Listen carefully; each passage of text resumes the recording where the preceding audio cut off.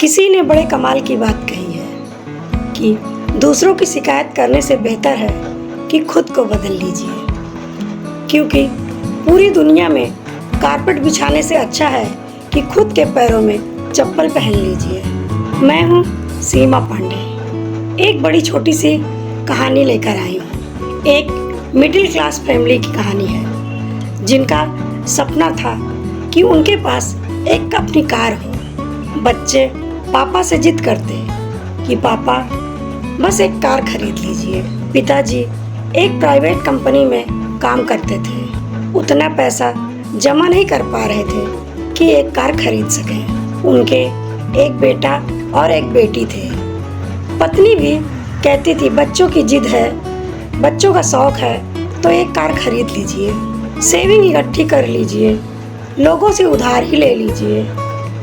तो वो कहते थे मैं उधार नहीं लूँगा, पैसा इकट्ठा करूँगा और जब पैसा इकट्ठा हो जाएगा तब जाऊँगा कार खरीदने। बहुत मेहनत करने के बाद एक डाउन पेमेंट के जितना पैसा इकट्ठा हुआ और उस व्यक्ति को लगा कि मेरे परिवार की सबसे बड़ी खुशी है एक कार, तो वो अपने पूरे परिवार को साथ लेकर कार खरीदने चला गया और बोला चलो आज फाइनली हम कार खरीदने चल रहे हैं। और अपने पूरे परिवार के साथ वो कार खरीदने चला गया। कार के शोरूम में गए और जो बच्चों ने कलर पसंद किया था कार का, वही कार खरीदे। और जब कार खरीद लिए तो पूरा परिवार उसी कार में सवार होकर चल दिया। और उनके यहाँ ये परंपरा थी कि शहर का जो सबसे बड़ा मंदिर था, पहले कार को वहाँ ले जाया जाता था। तो उस मंदिर की ओर वो लोग जा रहे थे। शाम का समय था। अचानक से मौसम पलट गया, तेज बारिश होने लगी और तेज आंधी चलने लगी। सड़क के किनारे चौराहे पर जहाँ लाल बत्ती पर खड़े हुए थे, वहाँ एक बड़ा सा पेड़ आकर इनके कार के ऊपर गिर गया। जोरदार धमाका हुआ।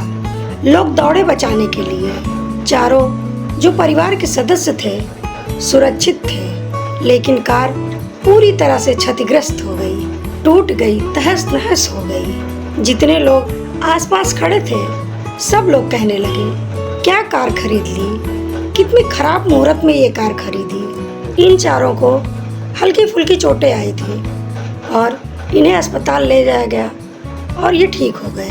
अब बच्चों को लग रहा था कि पापा ये कार बेच देंगे। पत्नी को भी लग रहा था कि इस मनहूस कार को रखकर भी अब क्या फायदा, इसे तो बेच ही देना चाहिए।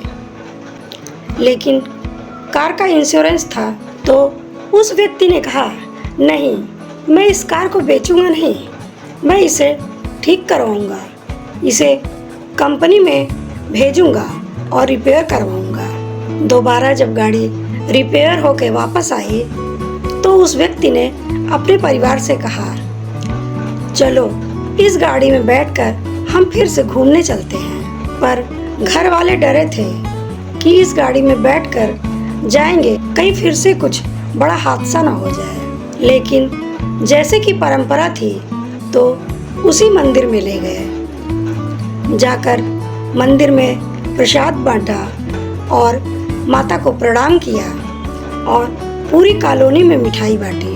तो सब लोग कहने लगे भाई साहब आपने उसी मनहूस कार को फिर से बनवा कर ले आए, आपको तो ये गाड़ी बेच देनी चाहिए थी। इतना बड़ा हादसा हो गया। तो उस व्यक्ति ने जो कहा वही इस कहानी का सार है कि भाई साहब उस कार को मैं कैसे बेच देता जिसने पूरे परिवार की रक्षा की। उस दिन हमारे घर सबसे बड़ी विपदा आई थी, लेकिन उस कार ने वो सारी विपदा अपने ऊपर ले ली और हमें सुरक्षित बचा लिया।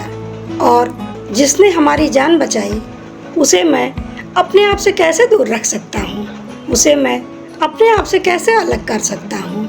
बहुत छोटी सी कहानी थी जो बताती है कि जीवन में सारा खेल नज़रिए का है। अगर आप सोचते हैं कि सब मनहूस हो रहा, सब खराब हो रहा है, तो खराब ही होता चला जाएगा।